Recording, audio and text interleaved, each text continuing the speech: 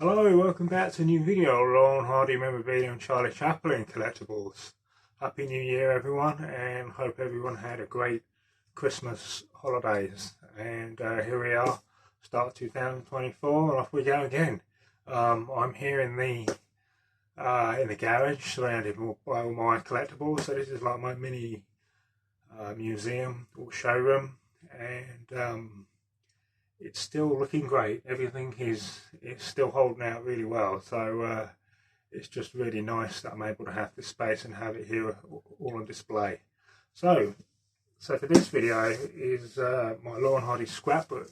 Now I did show this going back probably 3 or 4 years ago now, and I went through it back then. I think pretty much bits and pieces, but it's nice to go back down memory lane and just talk about bits and pieces again. Places I've been to and done, and also places that I'd still like to go to, and also to experience new things connected to Laurel and Hardy, Chaplin, etc. So this scrapbook really does bring back a lot of memories for me, and it's something really special for me personally as a fan and as a collector. How it really started for me. So just briefly on bits and pieces in here, you've got all the original photos of when I went to the very first museum back in 1989. So that's me and my family there outside the original museum. That's Bill Cubbin that took that photo. So that's actually really special. I still always regret that we didn't get a photo with him, but we didn't really think about that at the time. Plus he signed Randy Schiavett's book, The Magic Behind the Movies. So it's nice to have all that. So that's great memories there. And also there's pictures outside and inside of what the original museum used to look like back then. So it was a very small and cosy little museum, and it just seemed to go so well at the times, and it was a great atmosphere to be in. There's more shots there of me and my brother. So that's just outside the main doors. You've got Stan's house, the house he's born in. So that's what it looked like back then. I remember that very clearly, visiting that for the first time. And there's lots of like cutouts and photographs and newspaper cuttings that I collected over the times, and some of these are all they're all original at the time from when I first started collecting, and I used to have these on the bedroom wall when I was a kid. So I used to just collect any cutouts or clippings from old magazines, newspapers at the time. I always remember that one, Laurel and Hardy, about Clint Eastwood, and we all know about that. So I'm not going to go into details about that, but again, it was just stupid and fun at the time, of what they did a report on. And then you had the old cartoon magazines. The page from an old cartoon magazine there. That'd be like the Larry Harmon cartoons. And then there was even then, back in the mid 80s, 90s, there was advertising magazines on Laurel and Hardy. So it just shows how popular it was even then. There's a picture there of my brother and a friend dressed up as Laurel and Hardy going to a fancy dress party. I remember that very clearly. That's around 1990.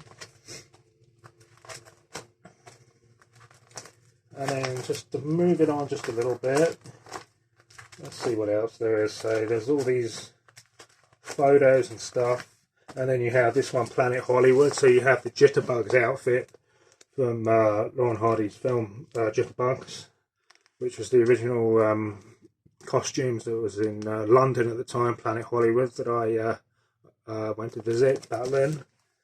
So that was back in the year 2000.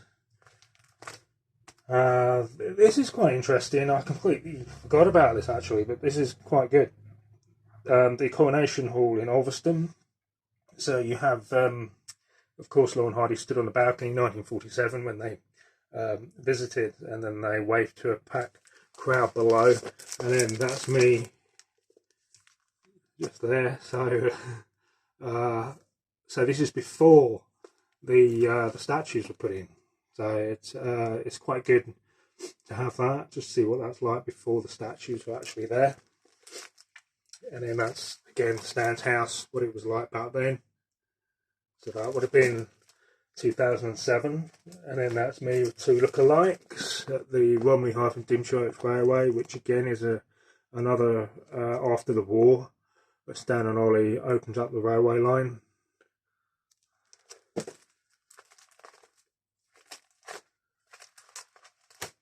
This was a play by Tom McGrath, which was a two-man play that I went to see at the Haywards Heath, like a mini theatre place, and then you had these two guys, share their names now, Neil Bromley and as Stan, and Simon Lloyd as Ollie.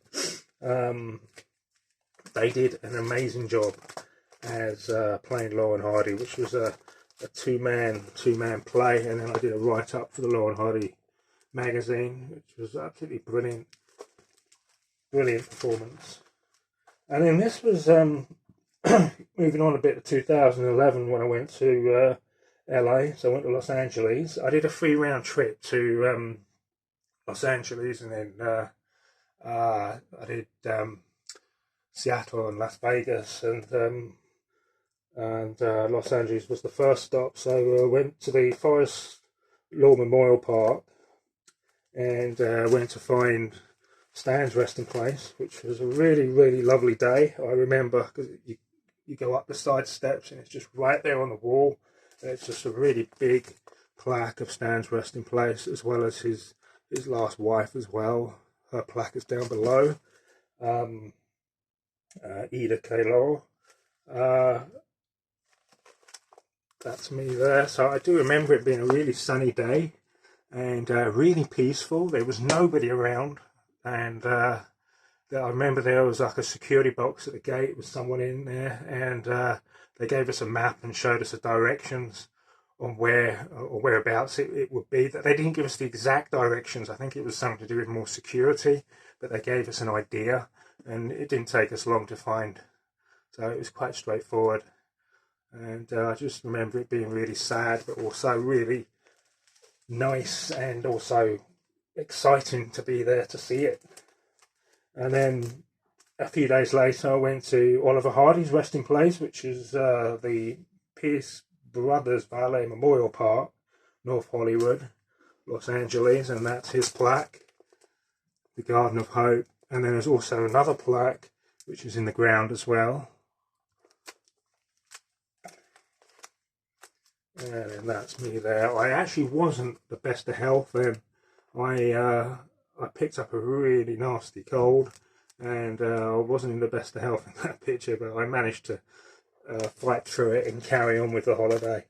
And then from there went to the Oceana apartments to see Stan's last home, where he retired to, Santa Monica.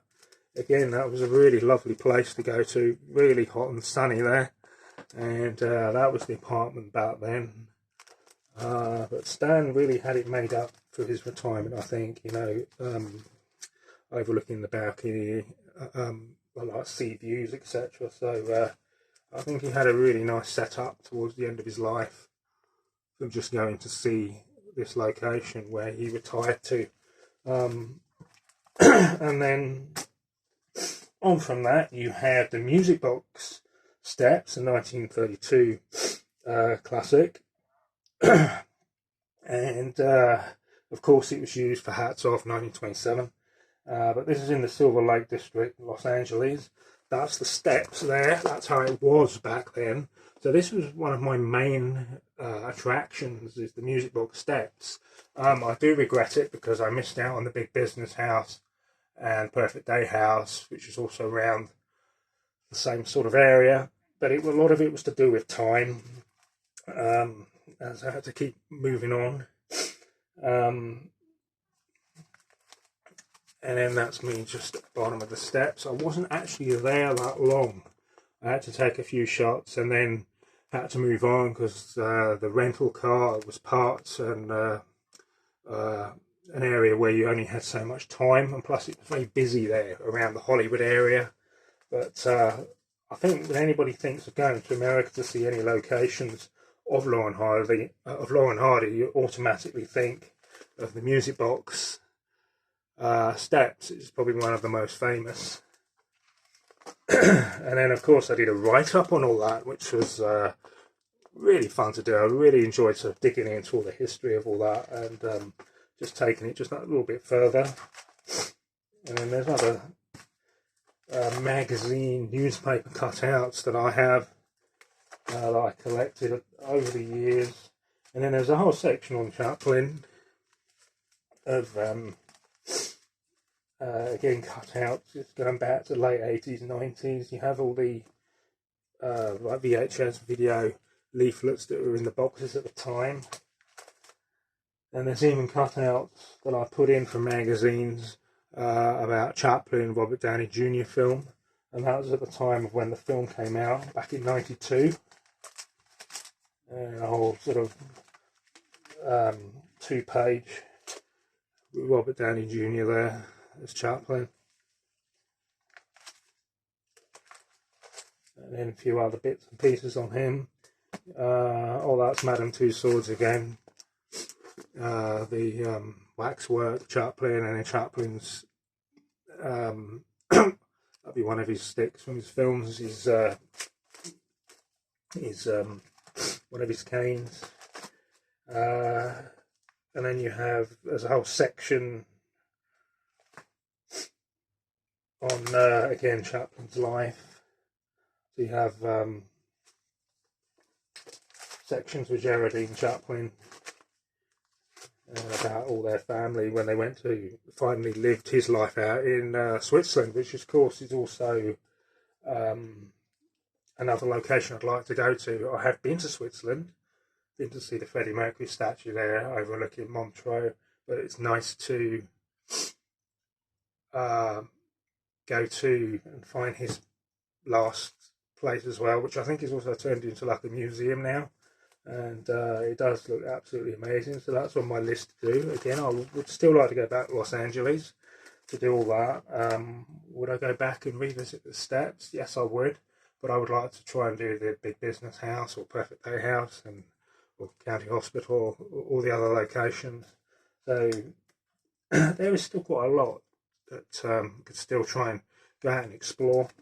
But so yeah, so that's it for this. I mean, I'd just like to sort of go down memory lane and sort of recap and remind myself the things I have done with all my travels connected to Laurel and Hardy. I'm in the process of reading Randy Skivitt's book, the Marshall Wind Soldiers, which is absolutely brilliant, and I hope to do a bit of a talk on that soon.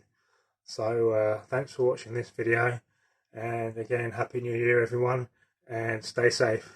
Bye for now.